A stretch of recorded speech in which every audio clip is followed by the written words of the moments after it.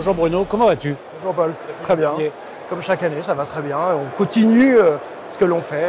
Alors, quelle est l'actualité d'IZ? Quelle est l'actualité du monde des antivirus, ou des systèmes de protection, des outils de protection? Alors, malheureusement, je le dis chaque année, j'ai l'impression de redire la même chose chaque année, d'année en année. Les menaces toujours plus complexes, elles se professionnalisent, elles sont plus ciblées.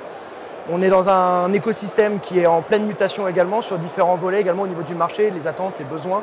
Et ce qui va aussi avec les nouveautés que nous, on souhaite pour 2023 sur l'accompagnement de nos partenaires. Qu'est-ce que vous avez mis en place justement cette année pour mieux accompagner vos partenaires?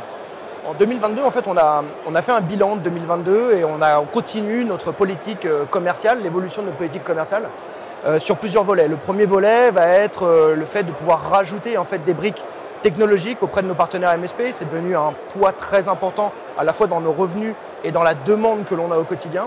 Donc on va fournir davantage de technologies autour de notre XDR et également en termes de services pour les accompagner puisqu'on a une forte demande de se professionnaliser sur la sécurité. Tu peux rappeler un petit peu comment ça fonctionne, les partenaires MSP avec vous? Les partenaires MSP chez nous en fait ont accès à une plateforme où ils sont totalement autonomes pour commander leurs licences.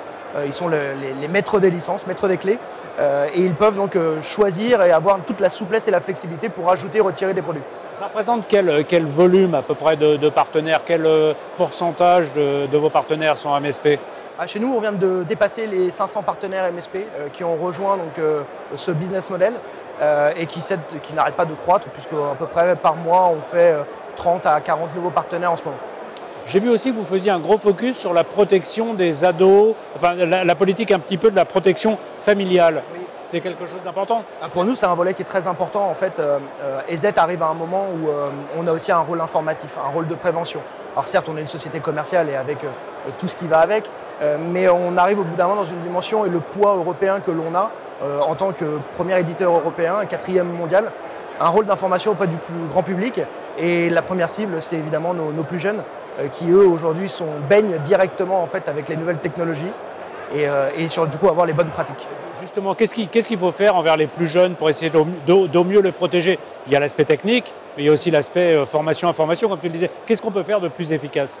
Alors, il y a l'information, et l'information, ça restera le premier volet, évidemment. L'information, j'ai l'impression que c'est les jeunes entre eux. Tu vois, si c'est une information descendante, quand c'est les adultes qui viennent leur dire des choses, ils le voient comme une contrainte des fois, non? Alors oui, et nous, on essaye de rendre ça plutôt ludique. C'est-à-dire que souvent de fois, on appréhende la cyber comme quelque chose de... ça fait peur, il y a des craintes. C'est les autres. Exactement, et c'est les autres. Nous, on est plutôt dans un rôle, et on amène ça plutôt sous le côté ludique. On a même créé une mascotte dédiée avec différentes saisons, avec un épisode, avec une différente mascotte au cours de ça, où on apprend les différentes bonnes pratiques. Donc on essaie de rendre ça plus ludique pour essayer de capter les plus jeunes. Sur IT Partners, avec les professionnels, je crois que vous travaillez aussi beaucoup le mode souscription. Alors le mode souscription, en fait, pour nous, c'est quelque chose qu'on démarre petit à petit.